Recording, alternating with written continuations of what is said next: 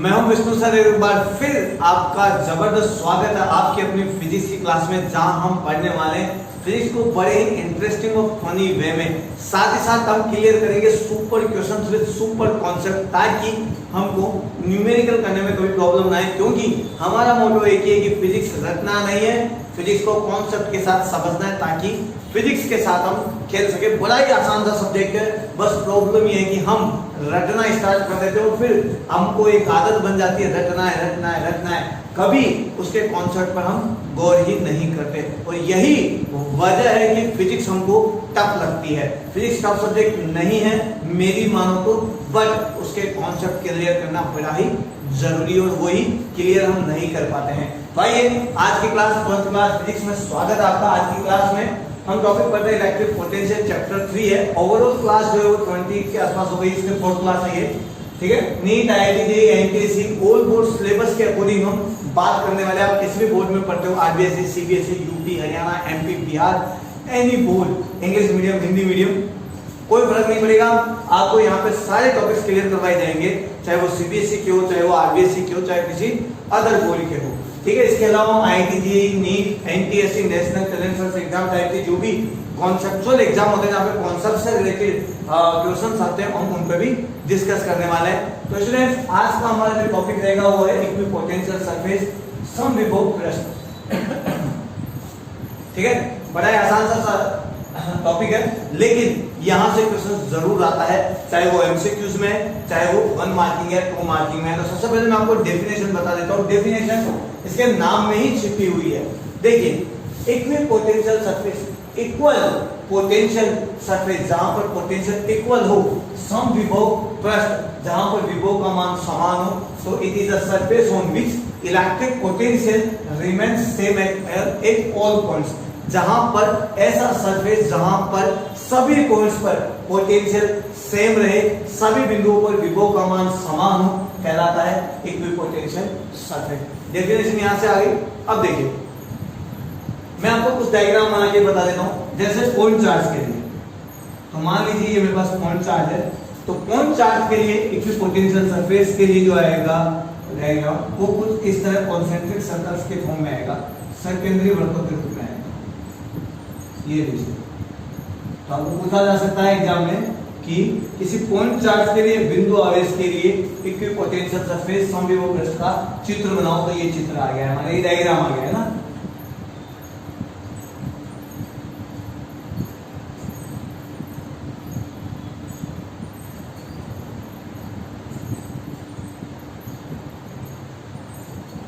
Due two point charge, ठीक है। इसके लिए हम यहाँ पर इलेक्ट्रिक फील्ड लाइन शो कर सकते हैं, जिनका डायरेक्शन हमेशा आउटवर्ड होता है। ये लीजिए, सपोज करो कि ये सरफेस है एक इक्विपोटेंशियल सरफेस, तो उसके हर पॉइंट्स पे पोटेंशियल की वैल्यू सेम होगी, क्योंकि यहां से यदि मैं सेंटर मानूं तो यहां से यहां तक की जो डिस्टेंस है वो सेम रहने वाली है। सर्कल की रेडियस हमेशा सेम रहती है, और चार्ज अंदर जो चार्ज है वो भी सेम है, तो डिस्टेंस सेम हो, चार्ज सेम है, तो हर पॉइंट्स पे पोटेंशियल भी सेम आने वाला है। इसीलिए ये क्या कहलाएगा, इक्विपोटेंशियल सरफेस कहलाएगा। तो ये उसका डायग्राम हो गया, ठीक है। आगे देखिए, हम वी नो दैट कि पोटेंशियल होता है VB minus VA। Potential difference equals to W upon Q। Potential difference is the ratio of work done divided by test charge. तो हम यहाँ पर बात कर सकते हैं, देख रहे हैं, फॉर्मूला पढ़ चुके हैं कि कोई भी विभवांतर जो पोटेंशियल डिफरेंस है वो वर्क डन और टेस्ट चार्ज का रेशियो होता है, अनुपात होता है, कार्य डिवाइडेड बाय चार्ज, ठीक है। लेकिन यहाँ पर देखिए, समविभव पृष्ठ के लिए इस फॉर्मूले की कुछ वैल्यू बदल ही जाती है, इसके बारे में कुछ और ही बात निकल के आएगी, और वो क्या है देखिए, नोटिस करने वाली बात है, जो एग्जाम पॉइंट ऑफ व्यू से बहुत ही जरूरी है। और वो बात क्या है, देखो यहाँ पर, यदि पोटेंशियल डिफरेंस सेम होगा या नहीं होगा, सॉरी मतलब पोटेंशियल सेम है, सॉरी थोड़ा गलत बोल गया मैं, डेफिनेशन के हिसाब से पोटेंशियल सेम है हर पॉइंट पे। जब हर पॉइंट पे पोटेंशियल सेम हो तो VB इक्वल टू क्या रहेगा, VA। पॉइंट B पे जितना पोटेंशियल रहने वाला है, पॉइंट A पर भी उतना ही पोटेंशियल रहेगा। नहीं समझ सकते तो मैं यहाँ पे लिख देता हूँ ये पॉइंट A, और यहाँ पे लिख देता हूँ ये पॉइंट B। इस टेस्ट चार्ज से R डिस्टेंस पर पॉइंट B है, तो इसी टेस्ट चार्ज से R डिस्टेंस पर पॉइंट A है। डिस्टेंस सेम है, चार्ज सेम है, तो पोटेंशियल भी क्या आएगा, विभव का मान भी क्या आने वाला है, समान आने वाला है, सेम आने वाला है। ठीक है, ये समझाने के लिए होंगे। जब वैल्यू सेम आने वाली है तो VA की जगह भी मैं लिख देता हूं VB, तो हो जाएगा W/Q। VB में से 0 VB जब माइनस किया तो हो गया 0, तो हमारे पास आ गया W/Q। जब Q को मैं इधर मल्टीप्लाई करता हूं तो W इक्वल टू आ जाता है Q। अब बाय डेफिनेशन देखिए, पोटेंशियल डिफरेंस की डेफिनेशन क्या थी कि जब किसी चार्ज को हम किसी पॉइंट पर लाते हैं तो लाने में जो वर्क डन किया जाता है वही क्या कहलाता है, पोटेंशियल डिफरेंस कहलाता है। किसी भी आवेश को एक बिंदु से दूसरे बिंदु पर लाने में जो कार्य किया जाता है वही कार्य विभवांतर के तुल्य होता है। यही हमारी डेफिनेशन थी जो हमने प्रीवियस क्लास में डिस्कस की थी। बट यहां पर देखिए, जब वर्क डन 0 आ गया है तो मैं यहां पे कह सकता हूं कि किसी भी चार्ज को एक पॉइंट से दूसरे पॉइंट पर लाने में कोई कार्य नहीं करना पड़ेगा। कहां पर, समविभव पृष्ठ पर। तो मैं यहां पे ये नोट कर देता हूं, नोट यानी इंपॉर्टेंट बात है। ठीक है, there is no work done to carry a charge from one point to another point on equipotential surface.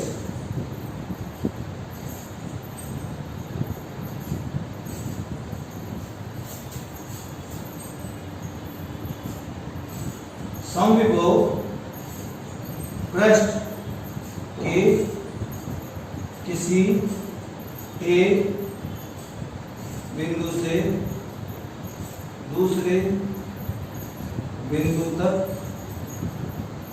कोई आवेश लाने में शून्य कार्य करना पड़ता है।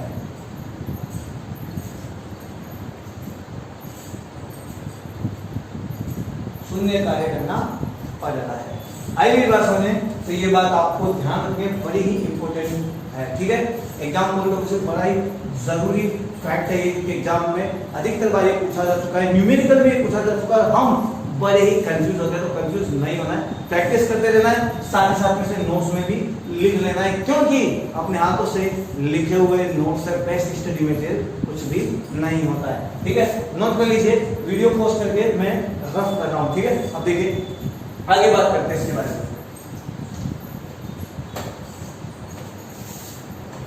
एग्जाम में इस डायग्राम के अलावा भी पूछा जा सकता है और बाकी के डायग्राम, और वो डायग्राम जो है वो आपको एग्जाम में आने ही चाहिए, क्योंकि आपको ये पता होना चाहिए, तभी आप अच्छा स्कोर कर पाएंगे। तो मैं एक डायग्राम और बना देता हूँ यूनिफॉर्म इलेक्ट्रिक फील्ड के लिए। ये यूनिफॉर्म इलेक्ट्रिक फील्ड है।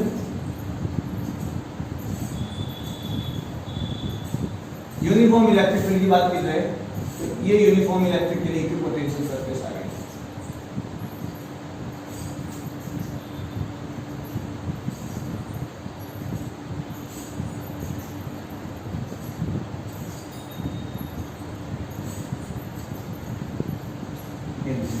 यहाँ पोटेंशियल V1 है, यहाँ पोटेंशियल V2 है, यहाँ पोटेंशियल V3 है, और ये इलेक्ट्रिक फील्ड है। 4 यूनिफॉर्म इलेक्ट्रिक फील्ड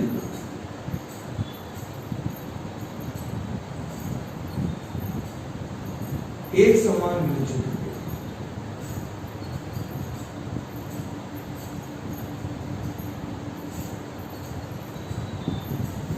P की पोटेंशियल सरफेस के डायग्राम बन गए कि यहाँ पे देखो यूनिफॉर्म इलेक्ट्रिक फील्ड है, मतलब इलेक्ट्रिक फील्ड की वैल्यू, E की वैल्यू, विद्युत क्षेत्र की वैल्यू यहाँ पर भी उतनी है जितनी यहाँ पर है, यहाँ पर और यहाँ पर है। जब विद्युत क्षेत्र नहीं बदलेगा तो विभव भी नहीं बदलता है। तो इस सरफेस पर हर जगह इलेक्ट्रिक पोटेंशियल, विद्युत विभव का मान समान है। यहाँ पर भी विद्युत विभव का मान समान है और यहाँ पर भी विद्युत विभव का मान समान है। तो ये सरफेस भी इक्विपोटेंशियल सरफेस है, समविभव पृष्ठ है, ये भी समविभव पृष्ठ है और ये भी समविभव पृष्ठ है। इन तीनों की वैल्यू सेम नहीं है, क्योंकि मैंने पोटेंशियल की वैल्यू क्या मानी है, V1, V2 एंड V3। ठीक है। तो आज का इक्विपोटेंशियल सरफेस से रिलेटेड कॉन्सेप्ट यहाँ क्लियर हो गया है, ये बातें आप ध्यान रखना। बाकी जब इसके न्यूमेरिकल आएंगे तब मैं आपको कुछ और इंपॉर्टेंट फैक्ट्स बताऊंगा, अभी बता दूंगा तो आप भूल जाएंगे। जब न्यूमेरिकल में बताऊंगा तो आपको पता रहेगा किस टाइप का क्वेश्चन आता है और कहाँ पे घुमाया जाता है, तो मैं वहां बताने वाला हूं आपको।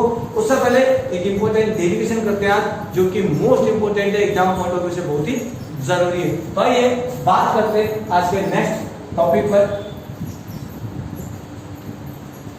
देखो, potential due two point charge हमने पढ़ लिया है। किसी एक चार्ज की वजह से पोटेंशियल किसी बिंदु आवेश के कारण विभव का फॉर्मूला हमने डिराइव किया था और फॉर्मूला हमने निकाला भी था। अब बात करते हैं जब दो चार्ज आ जाए यानी डाइपोल आ जाए, तो बात करते हैं electric potential due two point charge, यानी सॉरी पॉइंट चार्ज तो हम पढ़ चुके हैं, तो बात करेंगे ड्यू टू डाइपोल। द्विध्रुव के कारण देखो,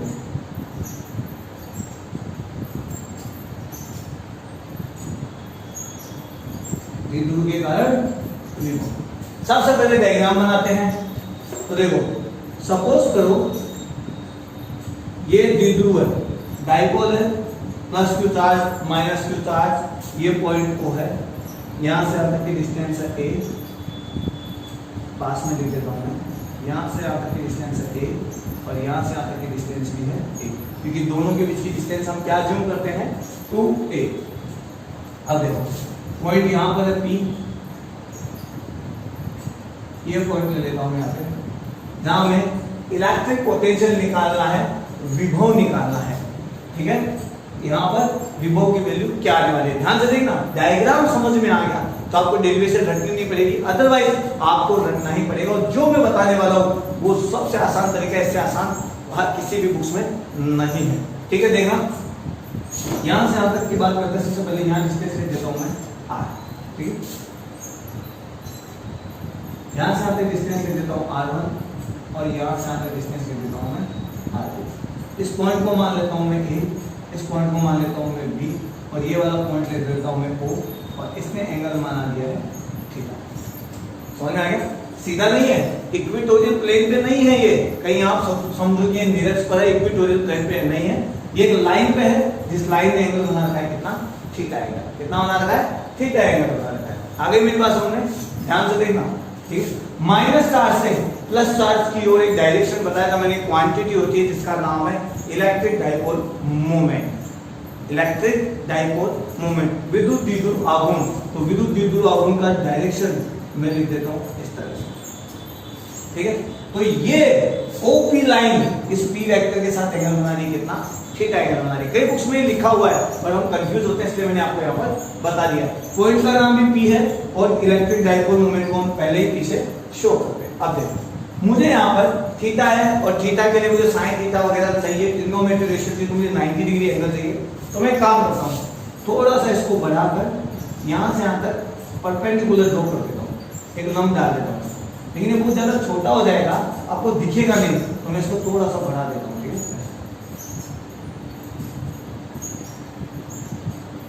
और मैंने यहाँ पे एक परपेंडिकुलर ड्रॉ कर दिया। सिमिलरली इस पॉइंट से भी मैं यहाँ पे परपेंडिकुलर ड्रॉ कर देता हूँ, ऐसे यहाँ पे इतना पास में, लेकिन वही बात आपको दिखेगा नहीं ढंग से, तो मैं यहाँ पे आराम से इतनी दूर परपेंडिकुलर ड्रॉ कर देता हूँ। जितनी डिस्टेंस है उतनी डिस्टेंस ये ऊपर आ गई, तो इसका नाम दे देता हूँ मैं C, इसका नाम दे देता हूँ मैं D। ध्यान से देखना, ये एंगल थीटा है तो ये सामने वाला एंगल हो जाएगा थीटा, से सब कोण वर्टिकल अपोजिट एंगल है, ठीक है।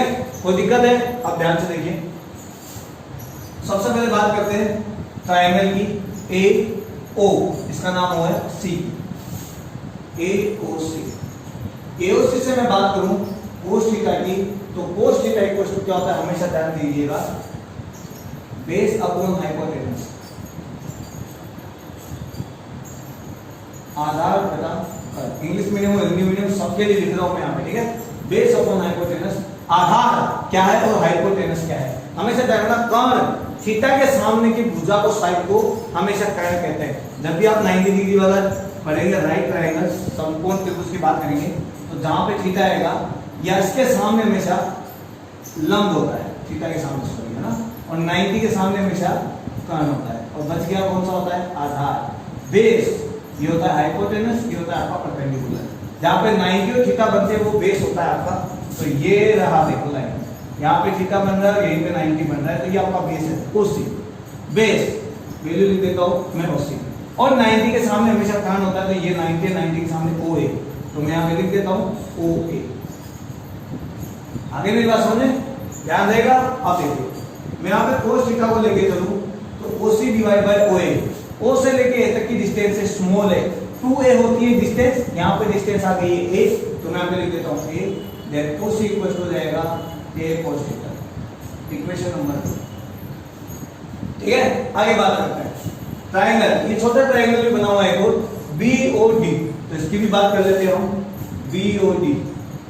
यहाँ पर वही बात cos थीटा की बेस अपॉन हाइपोटेनस, आधार बटा कर्ण, और बेस यहाँ पर क्या है, जहां पर 90 और थीटा बनता है वो बेस है, तो देखो इस लाइन पर 90 और थीटा यहाँ पर है, तो ये बेस है OD, तो मैं इसको लिख देता हूँ OD। अब बात करते हैं हाइपोटेनस की, 90 के सामने हाइपोटेनस होता है, ये रहा 90 डिग्री, तो ये रहा हाइपोटेनस OB, ध्यान रखिएगा ट्रिग्नोमेट्री रेशियो में, जहां 90 डिग्री बनता है उसके सामने O से लेके B तक, तो मैं यहाँ पे लिख देता हूँ O से लेके B तक। अब देखिए OD की वैल्यू में क्या लिख सकता हूँ, OB cos थीटा, तो हम बात करते हैं OD की, OB यहां से यहां तक भी देखो स्मॉल a है, तो मैं यहां से यहां तक लिख देता हूं स्मॉल a, 2a में a मिलकर बनाएंगे 2a, ठीक है। अब देखो a cos theta, equation number, ये हमारा यहां से यहां तक की डिस्टेंस और यहां से यहां तक की डिस्टेंस आ गई है, जो कि दोनों ही सेम, ठीक है। अब हमें बात करनी है पोटेंशियल, अतः बिंदु P पर विद्युत, ठीक है। अब देखो थोड़ा सा हम दिमाग लगाते हैं, इससे पहले मैं कुछ और भी बता देता हूं आपको, R1 और R2 बाद में बात करते हैं। पोटेंशियल की बात करते हैं, टोटल V इक्वल टू, हमारे पास दो पोटेंशियल होगा, A की वजह से और B की वजह से, तो VA प्लस VB। लेकिन मैंने आपको पहले भी बताया था कि प्लस वाले का पोटेंशियल प्लस का होता है और माइनस वाले का पोटेंशियल माइनस का होता है, ठीक है। हमेशा ध्यान रखना, कभी भी साइन नहीं लेके चलना है। इलेक्ट्रिक फील्ड, फोर्स, विद्युत क्षेत्र, बल, इनमें हमेशा हम चार्ज का साइन कभी भी नहीं लेते हैं। लेकिन जब हम स्केलर क्वांटिटी की बात करते हैं, अदिश राशियों की बात करते हैं, जैसे स्थितिज ऊर्जा, पोटेंशियल एनर्जी और विभव पोटेंशियल, तो हम इनमें क्या करते हैं, प्लस वाले का चार्ज की वजह से पोटेंशियल प्लस का लेते हैं और माइनस वाले की वजह से पोटेंशियल माइनस का लेते हैं। मेरा ये कॉन्सेप्ट ध्यान रखना, अदरवाइज आप बुक के हिसाब से चलोगे तो बड़ा ही कंफ्यूजन होने वाला है, और हमें कंफ्यूज होते हैं तो हम डूब जाते हैं, तो कंफ्यूज नहीं होना है, ध्यान रखना इस बात का, ठीक है। तो आगे देखिए, बात करते हैं बी और ए पॉइंट की, तो देखो बी प्लस का है तो विभव प्लस का होगा, लेकिन ए पॉइंट पे चार्ज माइनस का है तो पोटेंशियल किसका होगा, माइनस का, तो मैं लिख देता हूं VB माइनस VA।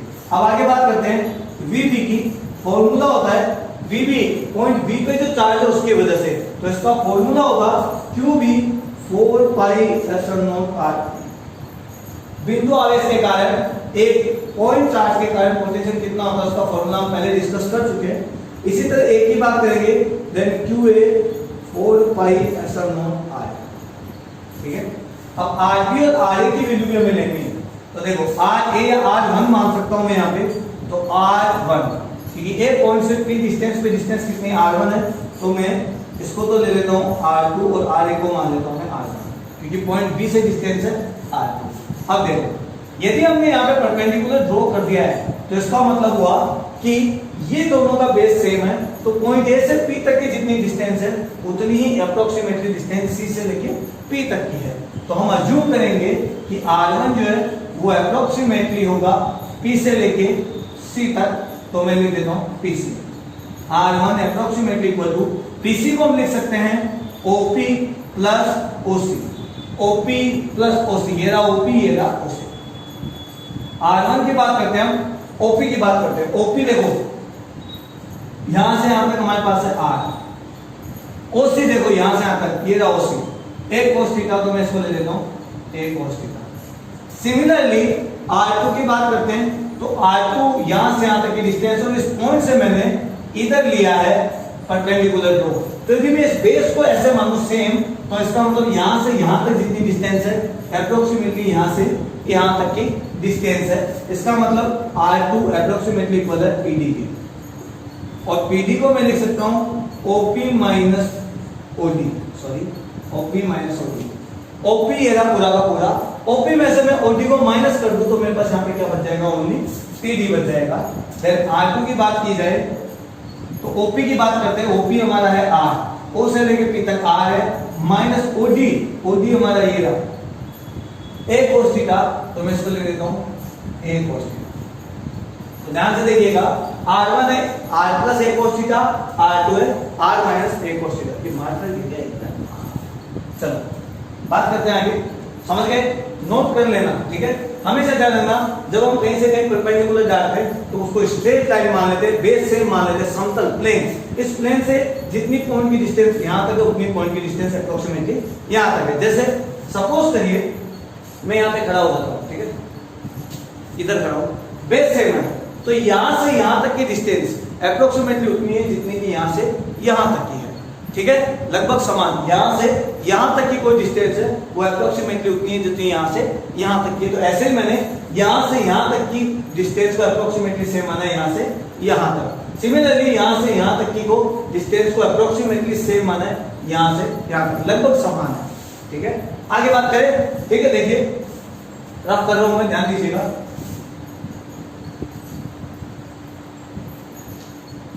आगे हमारा जो पोटेंशियल है, विभव है, वो क्या है, VB माइनस VA, अतः कुल विभव, टोटल पोटेंशियल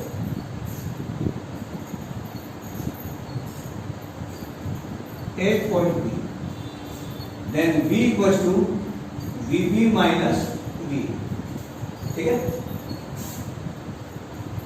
बात करते हैं यहां से, ये तो हम लिख ही चुके हैं, देन V इक्वल्स टू, बात करते हैं QB की, पॉइंट B पे चार्ज कौन सा है, पॉइंट B पे चार्ज है Q, प्लस का Q है, बट साइन नहीं लेके चलना है, हमेशा मैंने बोला है, अदरवाइज आप कंफ्यूजन रहेंगे। तो Q upon 4 pi epsilon not, distance कितनी है R2, और R2 की वैल्यू क्या है यहाँ पर देखो, R minus A cos theta, तो मैं यहाँ पे लिख देता हूँ R minus A cos theta, minus VA की बात करते हैं, पॉइंट A पे चार्ज कितना है, माइनस का Q है, लेकिन हमें चार्ज का साइन कभी नहीं लेना है, तो मैं लिख देता हूँ Q upon 4 pi epsilon not. बात करते हैं यहाँ पर डिस्टेंस की, डिस्टेंस कितनी है R है, देखो VA में फॉर्मूला ये रहा, और डिस्टेंस है R1, और R1 की वैल्यू क्या है यहाँ पर R plus A cos theta, तो मैं यहाँ पे लिख देता हूँ R plus A cos theta, ठीक है। इसको मैं रफ कर देता हूँ, इसका काम हो चुका है पूरा।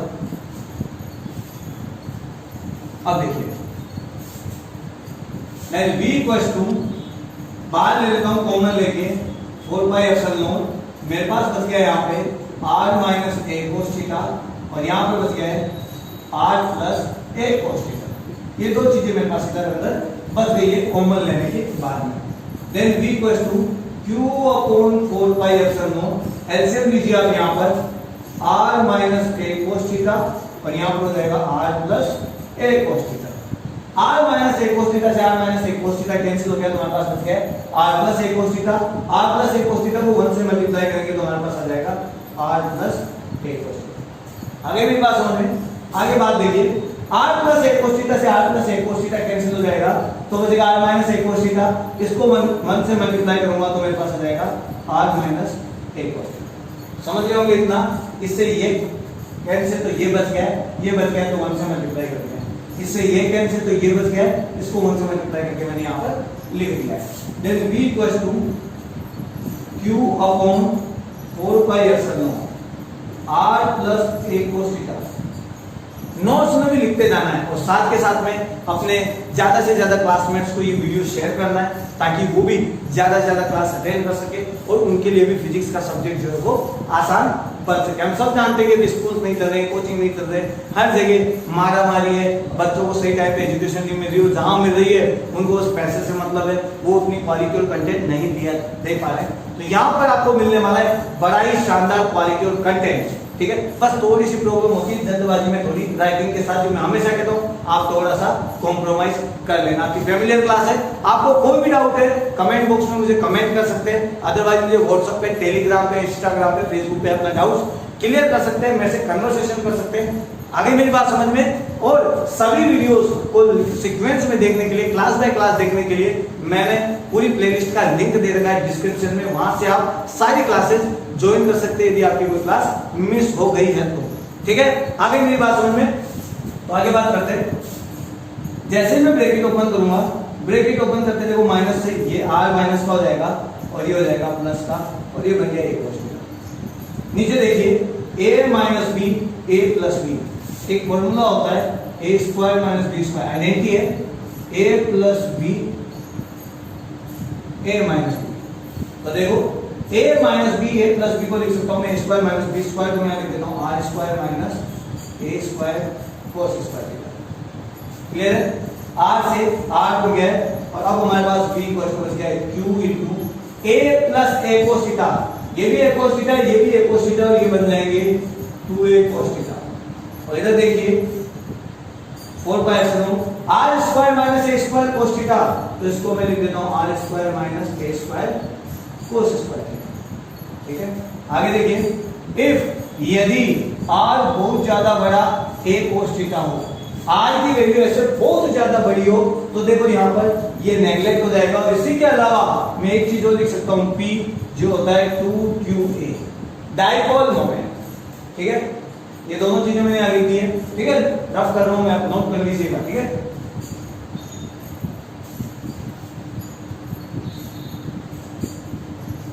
तो देखिए ये q और 2a दोनों मिलकर तो बनाएंगे p 2qa डाइपोल मोमेंट द्विध्रुव आघूर्ण, और साथ में cos थीटा है तो मैं लिख देता हूं p cos थीटा।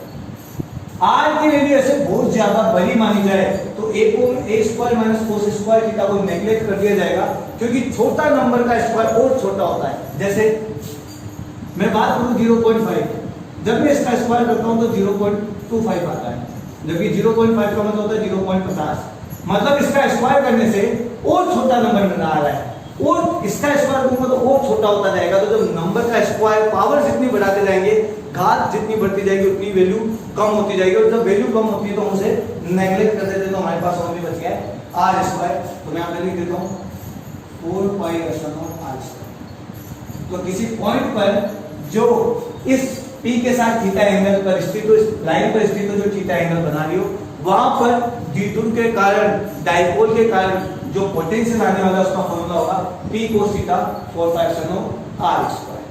ठीक है, बड़ी ही इंपॉर्टेंट डेरिवेशन है, इससे रिलेटेड क्वेश्चन हम कल की क्लास में सॉल्व करने वाले हैं, इसलिए ये डेरिवेशन आपको आना जरूरी है। यहां से मैं कुछ इंपॉर्टेंट फैक्ट्स बताता हूं। ठीक है, एग्जाम में पूछा जा सकता है एक्सिस लाइन पर और इक्वेटोरियल लाइन पर, अक्ष पर और निरक्ष पर, तो क्या करें? तो बच्चे अलग अलग डेरिवेशन पढ़ के जाते हैं, तो अलग अलग नहीं पढ़ना है, मैंने कहा ना रटना नहीं है, बड़ा ही आसान सा कॉन्सेप्ट समझना है। आपको ये डेरिवेशन यहां तक कर देंगे, उसके बाद में लिखना है 4 एक्सिस अक्ष के लिए। ध्यान दीजिए, ये वाला पॉइंट यदि यहां पर होता है तो यहां से यहां तक की डिस्टेंस ऐसे मेजर की जाती, जब डिस्टेंस ऐसे मेजर की जाती, इसी लाइन पे पॉइंट होता, इस लाइन पे नहीं होता, पॉइंट इसी लाइन पे होता है सर, ओ पी, तो थीटा कितना डिग्री बनता? 0 डिग्री बनता है, क्योंकि डिस्टेंस बीसी लाइन पे नापी जाती और एक्सिस वाली लाइन पे आपकी यही है, तो theta equals to 0, then cos theta equals to 1, और आपका फॉर्मूला आ जाता p upon 4 pi epsilon r square. ये पोटेंशियल की वैल्यू है जो कि मैक्सिमम वैल्यू है। तो पूछा जा सकता है अधिकतम मान आपको कहां मिलने वाला है? अक्ष पर मिलने वाला है। ठीक है, इसी तरह 4 इक्वेटोरियल प्लेन की बात करते हैं।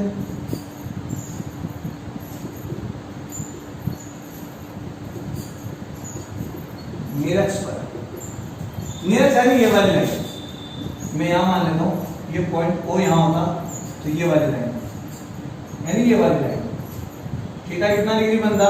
90 डिग्री। ध्यान से देखिए, थीटा कितनी डिग्री बनता? 90 degree, then theta equals to 90, then cos 90 equals to 0। जब cos 90 इक्वल्स टू 0 है तो यहाँ पर जैसे 0 रखोगे पूरा का पूरा पोटेंशियल क्या हो जाएगा 0, और ये जो वैल्यू है वो मिनिमम वैल्यू, न्यूनतम मान। एग्जाम में आ सकता है, आपको बड़ा सारा न्यूमेरिकल दिया हुआ है तो पूछा जा सकता है कि एक्सिस पर और इक्वेटोरियल पर आप वैल्यू निकालो, अक्ष पर और निरक्ष पर वैल्यू निकालो, तो कंफ्यूज हो जाते हैं। अक्ष पर तो निकाल देते हैं लेकिन हमें विद्युत क्षेत्र की बात याद रह जाती है, इलेक्ट्रिक फील्ड की बात याद रह जाती है। उसमें क्या होता है, एक्स पे जितना वैल्यू होती है उसकी आधी वैल्यू होती है, यहाँ पर निरक्ष पर अक्ष की वैल्यू की आधी होती है, लेकिन यहाँ पर आधी नहीं होती, 0 होती है। तो विभव हमेशा निरक्ष पर कितना होता है, 0 होता है, ध्यान रखिएगा, ठीक है। बड़ी ही इंपॉर्टेंट फैक्ट है, ठीक है। तो आज की क्लास में इतना ही, मिलते हैं नेक्स्ट क्लास में। जब तक के लिए जय हिंद जय भारत। कुछ इंपॉर्टेंट क्वेश्चन के साथ मिलेंगे, कुछ इंपॉर्टेंट कॉन्सेप्ट के साथ मिलेंगे।